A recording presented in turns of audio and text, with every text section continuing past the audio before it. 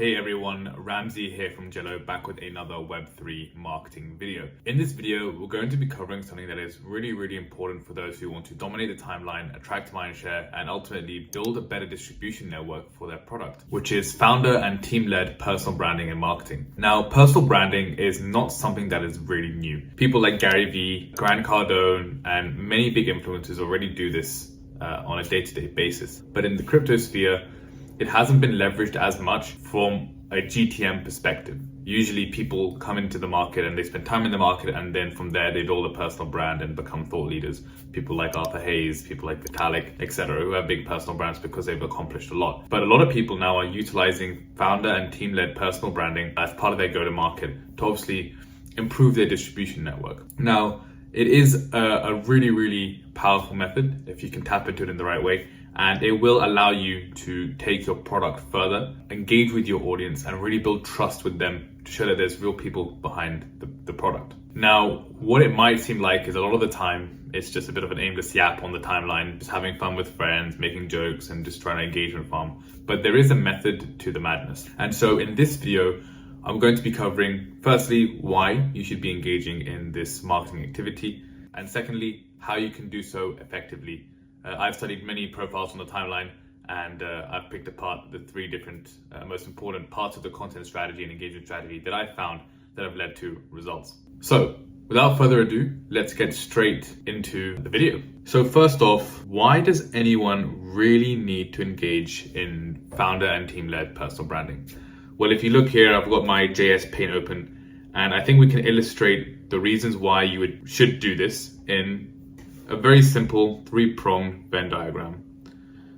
All right, so let me just draw my Venn diagram here. Now, the first thing is that we want to build trust with the audience. We want to make them feel like they can trust us, and we want to build conviction not only in our product, but in the team behind the product. And so that first prong as to why we would want to even engage in founder and team-led personal branding is to build thought leadership. If we can clearly showcase each member of the team in their specific domains as experts in those domains, it's much easier for people to trust us and join in on our mission and become part of our community, and ultimately build our distribution network. So this can be done obviously by creating content around the domain that you're in. For example, if you're a founder, you can talk about founding companies, you can talk about what it's like to build a company. If you're a marketer, you can do the same in the realm of marketing, and same for those who are potentially in DeFi. If you're head of DeFi somewhere, it's kind of speaking about the relevant trends and more technical side to DeFi to kind of put yourself up as a thought leader and kind of build that credibility. So that's the first item. The second item, of course, as to why we would want to do this is to build distribution, right? If our team and our founders have strong followings, then obviously they can reach more people and ultimately distribute the product further. Very simple maths. 1 is more than 0 and 2 is more than 1, right? If there's more people who are listening to you, you have further reach and you can push the product further. So if we can do this across the whole team, let's say you're a team of 10 and 5 of you are outwards facing, and you have audience sizes of 10 to 15K each, that's quite a lot of reach for a small startup. So it's really important for us to maximize our distribution, especially in the early days, to make sure that we can push the product far and wide. And thirdly, it's brand narrative.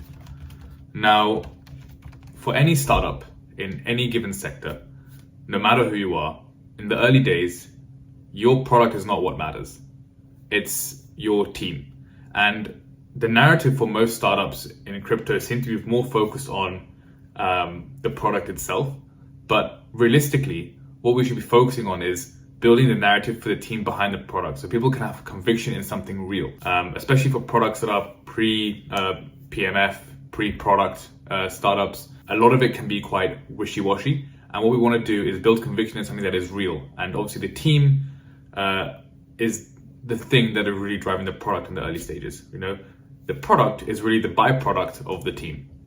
So we can reinforce and bolster our company's brand narrative by building up this personal brands and letting those kind of reinforce and be a proxy for the narrative of the brand. So obviously we want to do all of this to improve our thought leadership and build trust. We want to build a distribution network and ultimately build conviction in our team and in our product going forward.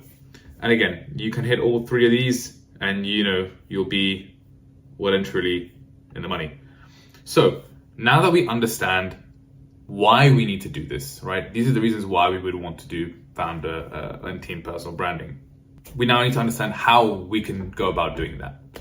So realistically, on X, you're going to be doing two things: creating content and then engaging with content. The overall strategy is synonymous between the two. And what we should really be looking at is, again, another three-pronged approach. So if we head back to my trusty JS Paint, we can kind of get in there a bit more. And if we draw another Venn diagram, I can kind of show you the three prongs that we want to hit with our content and engagement strategies. So quite intuitively, the first will be building domain expertise. As we mentioned, we want to build thought leadership, right? So we need to showcase competence in our domain of expertise. Again, if you are a marketer, you want to show that you are a competent marketer who has their own thoughts, their own hypotheses, has their own experiences, and can ultimately prove themselves as a worthwhile asset for the company. Remember, the aim here is to build trust by showcasing our expertise and our competence. And ultimately, we want to show that we are the right people to be building this product that we say that we're going to build. At the end of the day, people trust people. So we really want to focus on showcasing our competence and showcasing that we understand the job at hand and that we can execute this appropriately. Just pushing vision and mission isn't really going to be enough to build that conviction. It might create excitement, but the real conviction comes in knowing that this vision will be executed. And this is the whole point of the building domain expertise, right? So that's the first prong, is building this domain expertise through content. This could be, educating people on certain things, providing critiques and critical thinking within the content, and also providing your own opinions and thoughts on things that go on in the market or the way that you do certain things.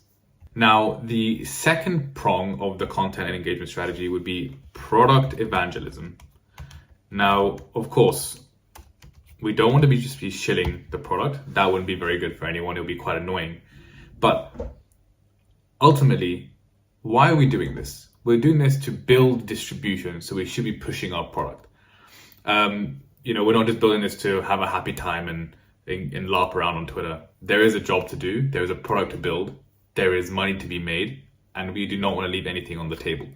And so pushing your product should be a core part of your content strategy. Now, that being said, there are many great ways to push product with your content strategy, and we'll get into that in a bit. But essentially, this is the second prong of the content strategy, is to also speak about your product within your content as well. No matter who you are or what your role is at the company, whether you're the CTO, the CMO, or the CPO, or even just an intern, we should all be pushing the agenda together. And thirdly, the most fun one is the personality. People trust people.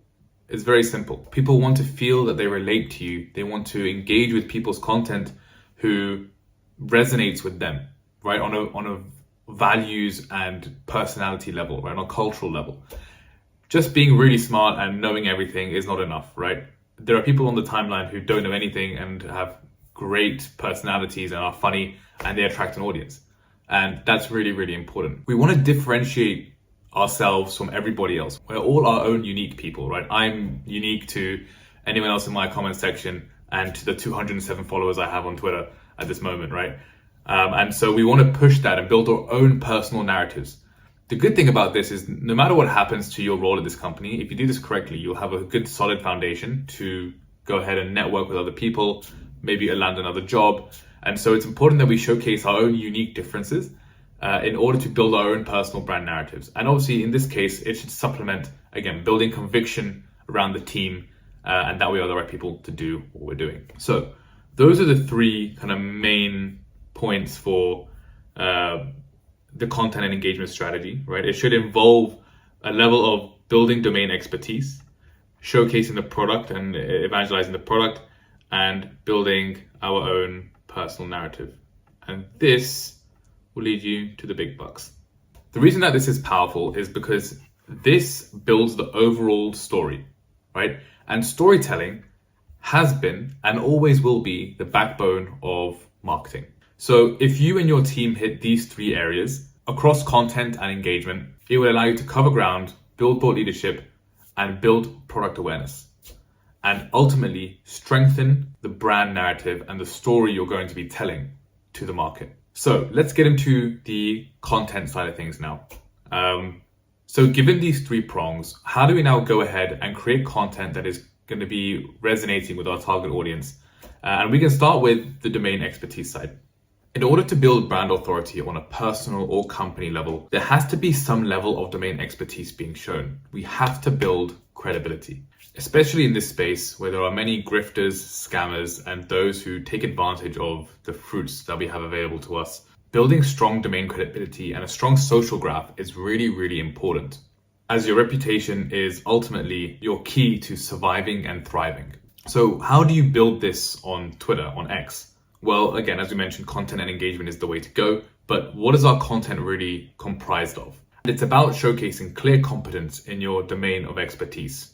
For example, if you're the head of DeFi at some protocol, you should be able to create content around the trends in DeFi. You should be able to analyze certain attacks when they happen on different protocols, give educational content, and ultimately provide your own perspective on how things are shaping up in the landscape. Or as a developer or CTO, you should be able to give your own unique perspectives on the technology. The key point here is your own thoughts. Put your thoughts out there, be controversial if you have to, and ultimately showcase your own critical thinking. For example, my high conviction take is that stonks on Solana will be the biggest coin and biggest play this cycle because there's only one first meme coin. There's no second first. Yes, great take, I know. And ultimately, this has shown some incredible critical thinking from my end.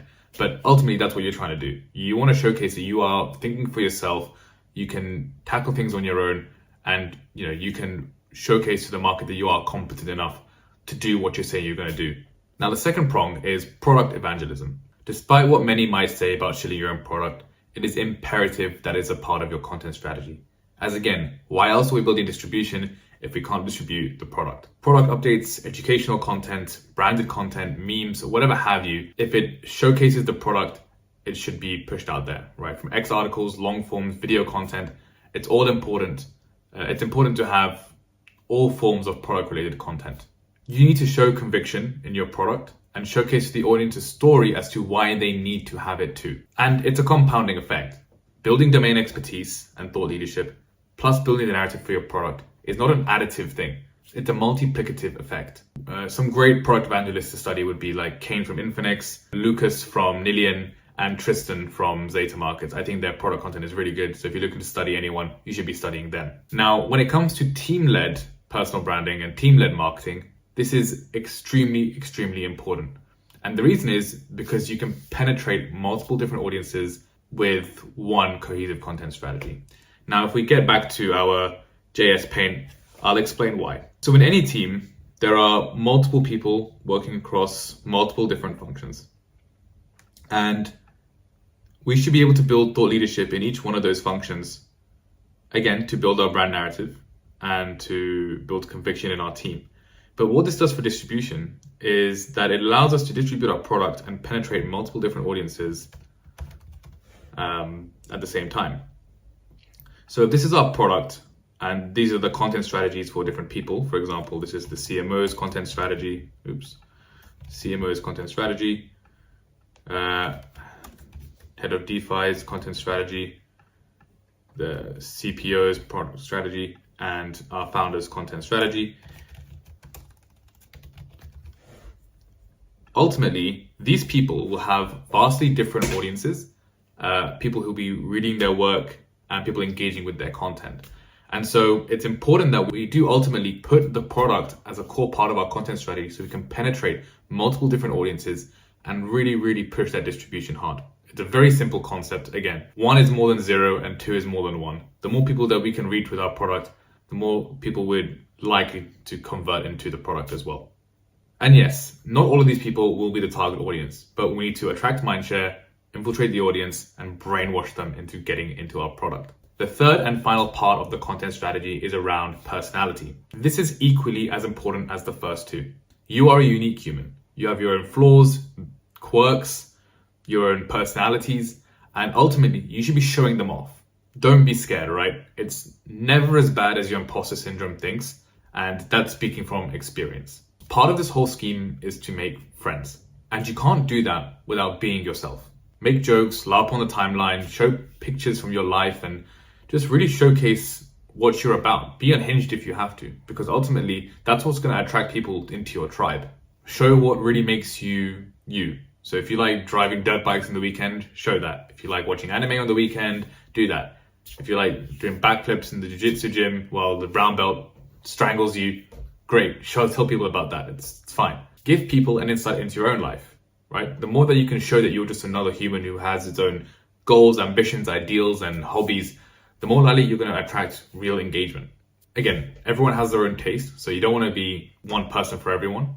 Build your tribe, make friends, build that social network. I think some people who do this part really well would be Charco on chain, Hirsch from Inisha, and Alex on chain as well.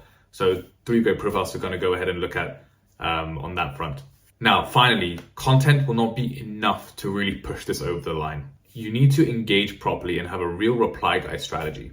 Ultimately, you want to build rapport in others' comment sections and expand your reach and get that mutual engagement. Now, again, the aim here is to make friends for the most part. Competitors, people with synergies, just those who you like the content of.